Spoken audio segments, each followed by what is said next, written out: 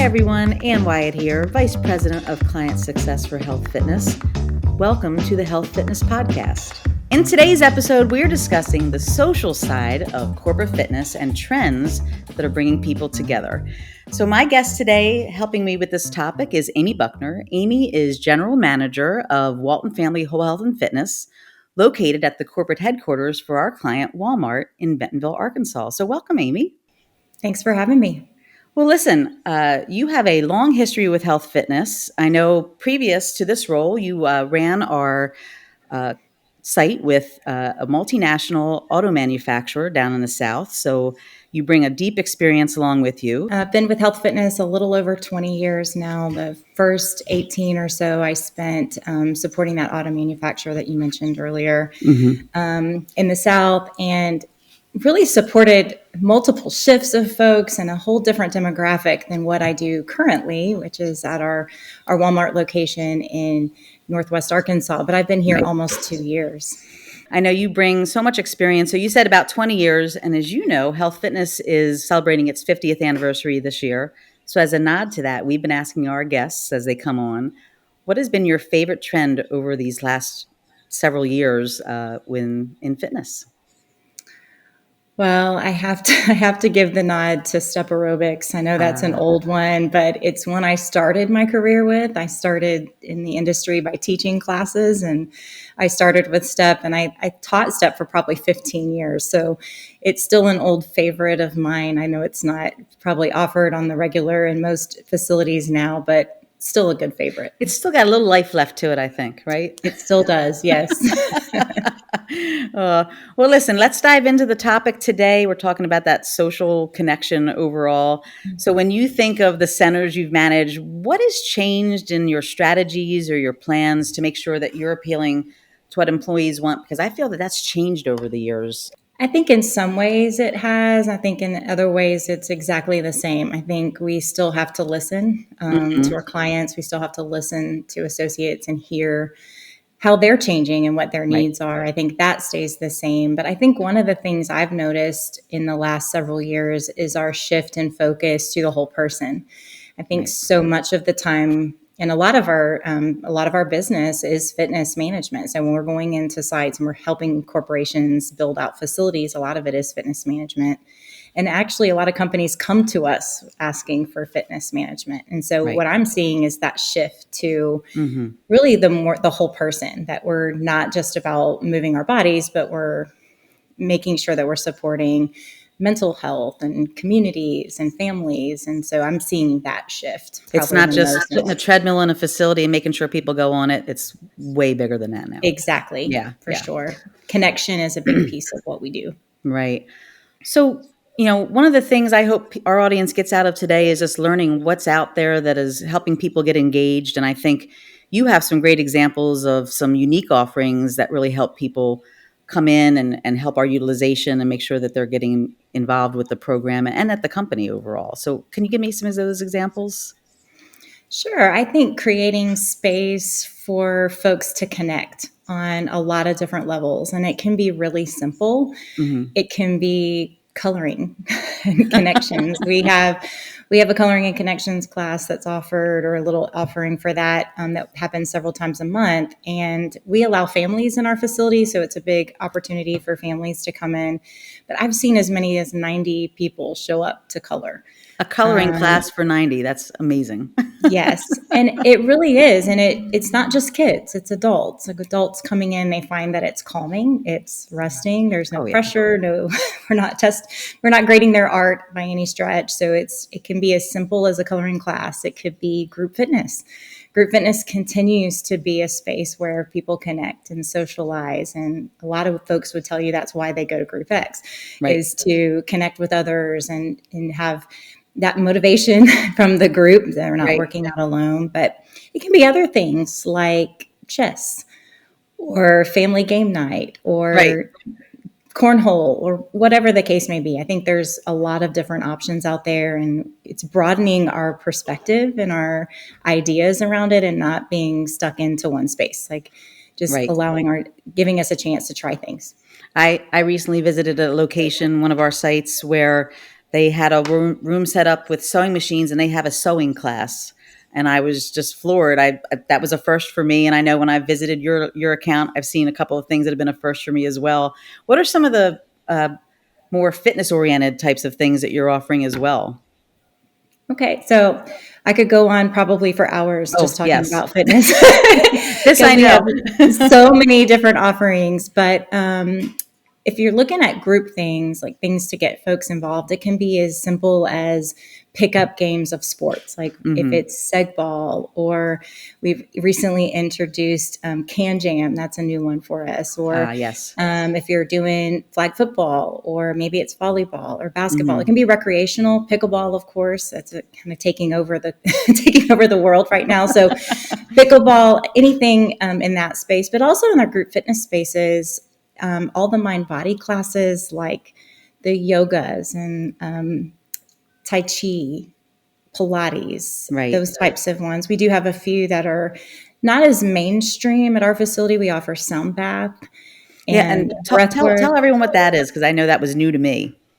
Sure, it was new to me as well coming into the Walmart facility, but it's a beautiful expression of just you hear frequency. So Hmm. there's crystal bowls or singing bowls, they're sometimes called. Our instructors use chimes, a gong, some other modalities, and the participants are quiet.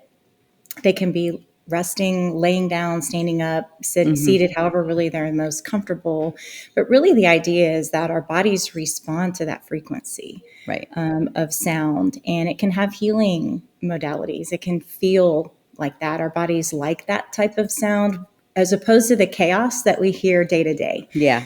between the noise that we get and all the notifications that we get and all of the competing things that we hear daily. It's just more harmonious, which our Right. bodies tend to like. Right. Now, I think I also know, and I've participated in, I think our audience would love to hear it.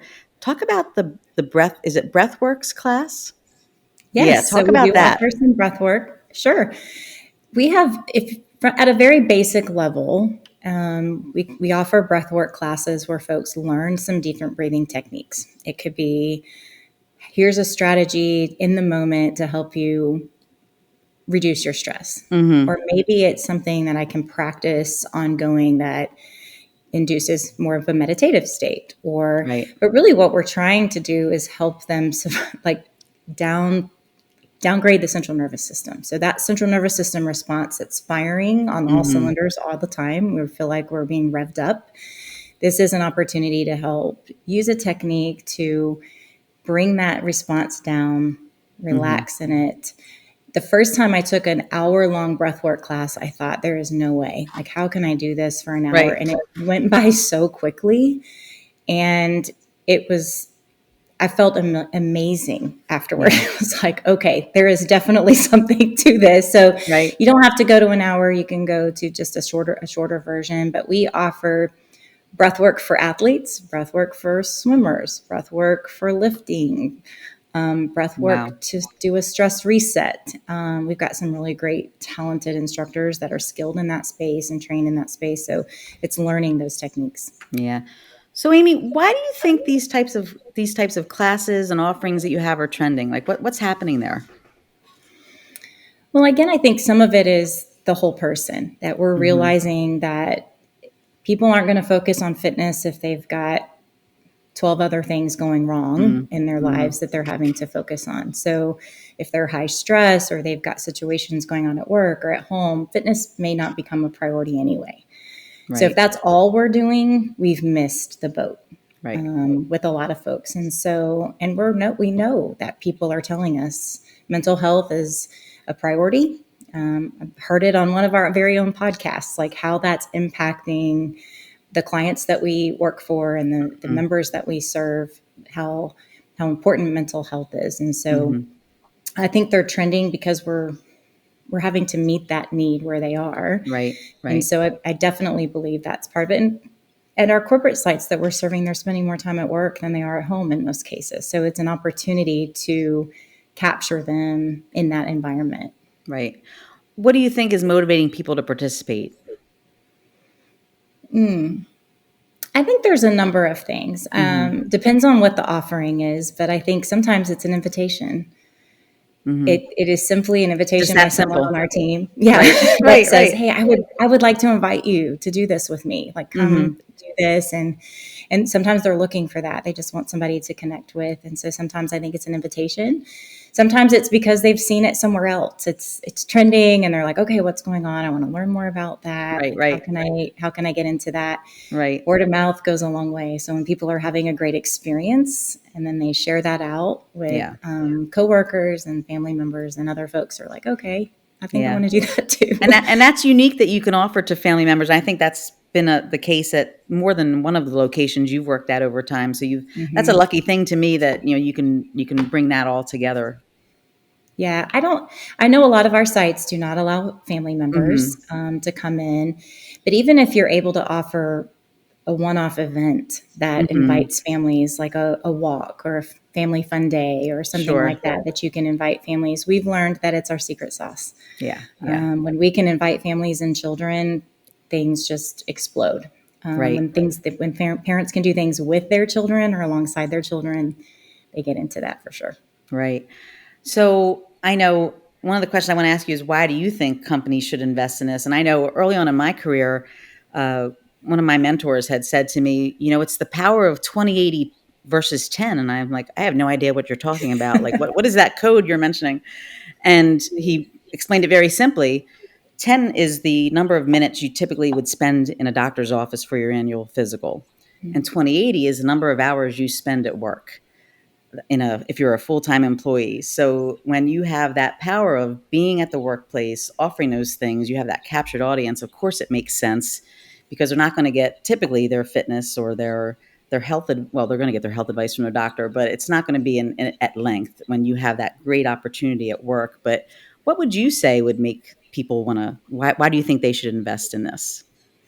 Well, I think you said it. I think people spend more time at work Mm-hmm. Yeah. than they do. So you've got that opportunity, the captive audience. We know that folks tell us they are more productive, they're happier when they have those types of offerings. Even if they can step away and do a mindful walk in the middle of Mm-hmm. their workday, it might only take 20 minutes, but they're different after it. Right. Right. Going back into their workspace looks different because they had the ability to step away and take that time. So Yeah. I think this was the case for me in both of the client sites that I have supported, where there's a lot of transplants. You got folks moving in from all over the world to work in one location, in one Mm-hmm. site, and then they are looking for community. They're looking for a sense of belonging and helping. Sometimes we refer it to finding your tribe kind of thing, and finding folks that are like-minded and looking to do some of the same things that you are and getting them connected in those spaces. And there's really no better place to do it than at the workplace. Agree. So that's one way to really create a sense of community and belonging, and people value their companies for doing that for them. Right. And I know you mentioned throughout this today about that focus on whole health. And I know there's a saying down at Walmart that just has resonated with me from the very first interaction I had with them. And I'd love you to share it with the audience about, and I know you know what I'm talking about, I'm pretty sure, right? I think so. We have a few of them. I might have a few Right. in my back pocket, but it's shifting our mindset from what's the matter with you to what matters to you. Right.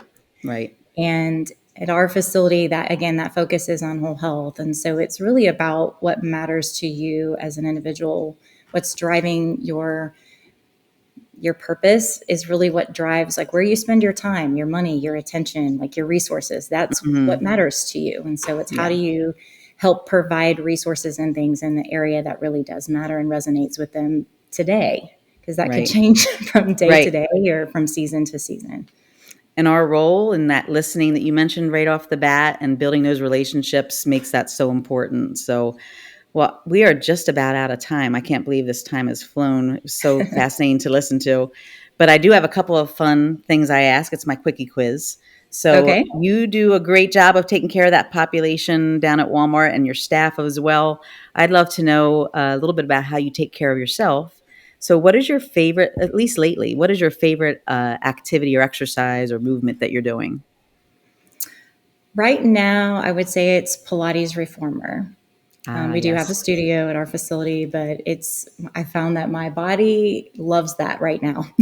So I ran a half marathon not too long ago, and this has been a Congratulations. great shift away from running into something Right. a little more gentle, but that's what I've been into lately.